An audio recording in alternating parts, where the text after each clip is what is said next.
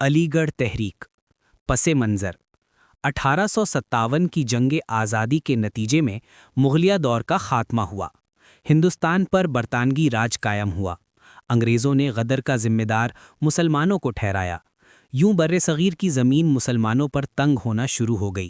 مسلمانوں سے ان کی جاگیریں چھین لی گئیں، ان کو دفاتر سے نکال دیا گیا۔ ان پسماندہ حالات میں سر سید اپنی تحریک کے ساتھ منظر عام پر آئے تاکہ مسلمان جدید تعلیم کے حصول کے لیے کوشاں رہیں، ساتھ ہی ساتھ انگریزوں اور مسلمانوں کے درمیان غلط فہمیوں کا خاتمہ ہو سکے۔ سید حامد لکھتے ہیں کہ علی گڑھ تحریک اعتماد کی بازیابی کی تحریک تھی۔ اس کا مقصد تھا کہ ہندوستانی مسلمان مٹی کے ڈیلے کی طرح زمین کے سینے پر بوجھ بننے کے بجائے باخبر اور حوصلہ مند شہری بنیں۔ مقاصد: برطانوی تعلیم کا فروغ، انگریزوں اور مسلمانوں کے درمیان مفاہمت، سیاست سے دوری، سماجی اور معاشی بحالی، مذہبی افکار کی جدید تشریح، اردو زبان کی حفاظت۔ علی گڑھ تحریک اور اردو شاعری۔ جدید اردو شاعری کو علی گڑھ تحریک نے بہت کچھ دیا۔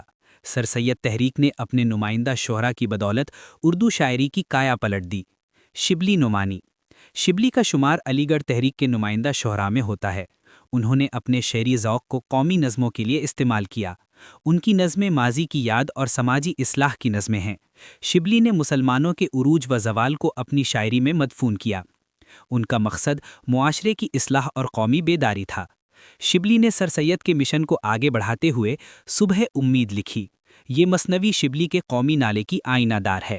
سوچو تو ذرا کہ حال کیا ہے، کس خواب میں ہو خیال کیا ہے، غفلت میں جو شب بسر ہوئی تو اب تو اٹھو سحر ہوئی ہے۔ الطاف حسین حالی۔ حالی نے نظم کی حیت میں جدت پیدا کی، نظم کو حب وطنی کا جذبہ عطا کیا۔ انہوں نے اپنی شاعری میں فطرت نگاری کو عام کیا۔ الطاف حسین حالی نے سر سید کی تحریک کی کامیابی میں اہم کردار ادا کیا۔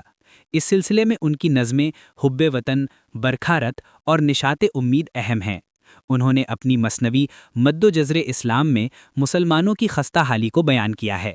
یہ مثنوی علی گڑھ تحریک کے مقصد کو پروان چڑھانے میں اہم کردار ادا کرتی ہے۔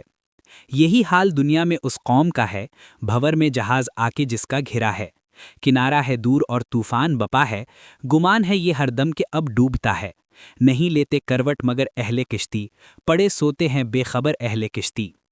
مولانا محمد حسین آزاد۔ آزاد نے نیچرل شاعری کا آغاز کیا۔ انہوں نے موضوع فطرت کو اپنی شاعری میں برتا۔ آزاد نے اپنے سادہ اسلوب سے نظم کو سنوارا۔ وطن سے محبت کا جذبہ بھی ان کی شاعری کا حصہ ہے۔ ٹھنڈے ہیں کیوں دلوں میں تیرے جوش ہو گئے، کیوں سب تیرے چراغ ہیں خاموش ہو گئے، حب وطن کی جنس کا ہے قحط سال کیوں، حیران ہوں آج کل ہے پڑا اس کا کال کیوں۔ پروفیسر خلیق احمد نظامی اپنی کتاب سر سید اور علی گڑھ تحریک میں لکھتے ہیں کہ سر سید نے اردو شاعری کا رخ بدل دیا اور اس کو قومی اور اصلاحی مقاصد کے لیے استعمال کرنے کا بیڑا اٹھایا۔ وہ ادب برائے ادب کے قائل نہیں تھے، وہ شاعری کے ذریعے قوم کے افکار و نظریات میں تبدیلی لانا چاہتے تھے۔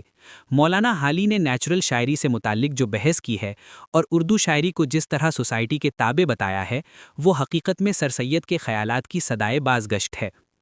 وہ ایک اور جگہ لکھتے ہیں کہ نیچرل شاعری سے قومی شاعری اور قومی شاعری سے آزادی وطن کی شاعری ہر منزل کٹھن تھی اور دشوار گزار، لیکن سر سید نے جو نیا عزم اور حوصلہ پیدا کر دیا تھا، اس نے یہ سب منزلیں آسان کر دیں۔